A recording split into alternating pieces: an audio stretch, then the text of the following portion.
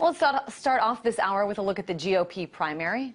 It's been a fun week. We've had primaries in Wisconsin, Maryland, and here in D.C. on Tuesday. And Mitt Romney won all three. But despite all the talk of the presumed nominee, which, by the way, has been going on since the beginning of this campaign, there's another candidate that still draws quite a following wherever he goes. Take a look at Ron Paul at the University of California at Berkeley yesterday. President Paul! President Paul! President Paul! President Paul! All right, keep in mind, this is the university Ronald Reagan called a haven for communist sympathizers, protesters, and sex deviants. Yet about 1,000 students came to hear Dr. Paul speak to show their support, despite the fact that Ron Paul is a Republican. So, once again, we want to bring in Mary Willison on the show. She's a volunteer organizer and avid Ron Paul supporter. Hey there, Mary. I know I've asked you this before, but here we are now into April, much further into the campaign, and still Ron Paul is drawing crowds like this. What is this all about? Well, the campaign, I think, is just kind of starting to gear up. I think Ron Paul's strategy was kind of to fly in under the radar through the caucus states and scoop up the delegates, which he did, despite the mainstream media not reporting to you on that.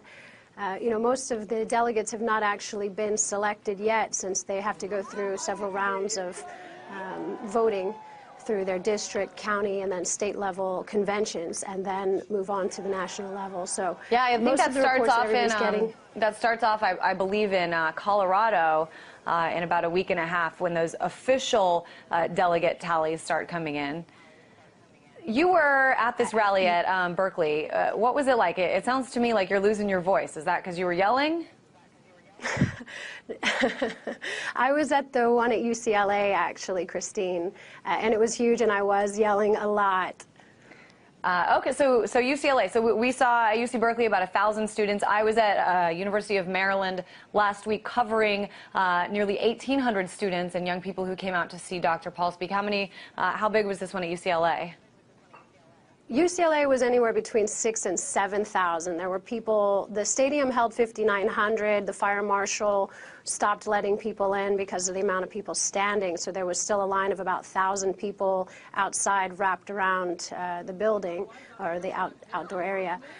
The one that I saw in UC Berkeley, I think, I didn't get an official total, but the crowd to me looked like a few thousand, not 1,000.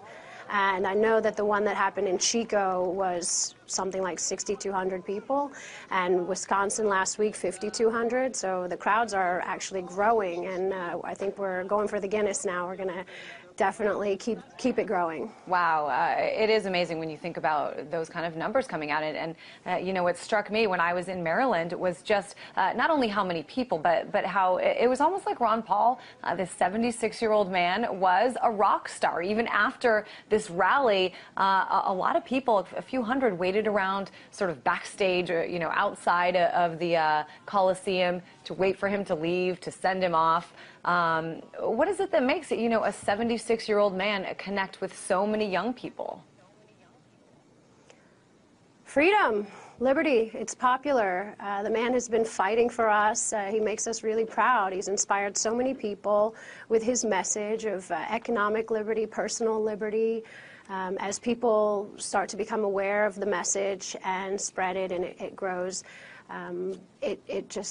it stirs up something and gets people motivated. So I think a lot of people were surprised, especially if you think of Berkeley historically. If you take a look back, UC Berkeley and the surrounding communities, this is sort of where the anti-war movement was born. So that part is not surprising. There are countless examples of some of the largest marches back in the 60s and 70s taking place around Berkeley. It seems to still have today an overwhelmingly anti-war, anti-interventionist community. We're showing pictures right now back from that era.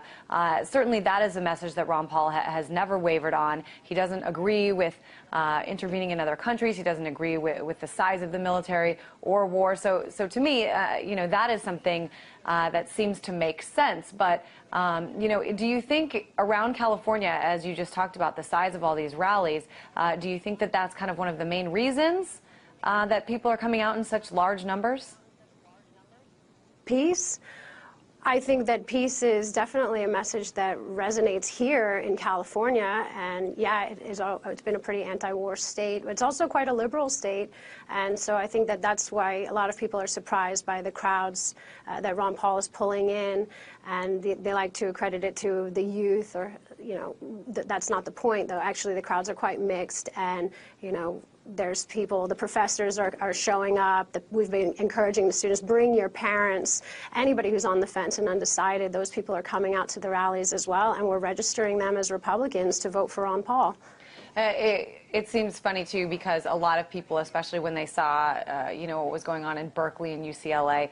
I'm from California, so I know that the stereotype doesn't totally fit this, but there is a stereotype from a lot of people outside of the state who just think Californians are a bunch of, you know, hippie pot smokers. And so a lot of them also saying, well, these are just people who want to legalize marijuana because that's what Ron Paul wants to do. He wants to legalize all drugs. What do you say to these people who, you know, are basically saying people like you, Mary, are supporting Ron Paul simply because of his, you know, lax stance on marijuana? I think it's absurd. The reason why we support Ron Paul is because he gives us personal and economic liberty. His message of liberty is something that everybody can appreciate, especially in a time like this when all of our liberties are under attack, when we have a president who is enacting laws like the National Defense Authorization Act and giving indefinite military detention to American citizens without a trial. And now the Homeland, other acts that he's put in place where we can't protest, where also all resources are now owned by the government. A lot of stuff that people are not aware of, but the youth are paying close attention to, and, you know, other issues, Social Security and things like that, that we're fighting for to secure for our parents and our grandparents.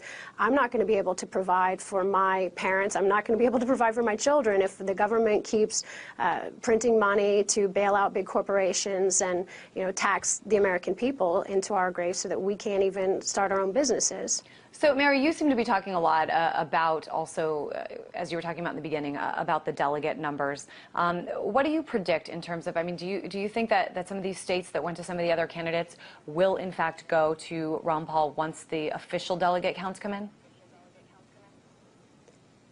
I think that the people who got motivated to go and participate in the delegate process are probably a majority of Ron Paul supporters. And I think that if there were no ties binding anyone to any particular candidate, then you would see that by the time we get to the national convention in Tampa, that a lot of people will turn out to be Ron Paul supporters. And it's nothing like a covert operation or anything. It's just that Ron Paul is winning over hearts and minds every day as we go along. Well, luckily you're saying this on television. If you're right, we can play this back for all of our viewers and say, we told you so. Mary Willison, volunteer organizer and Ron Paul supporter in our Los Angeles studios.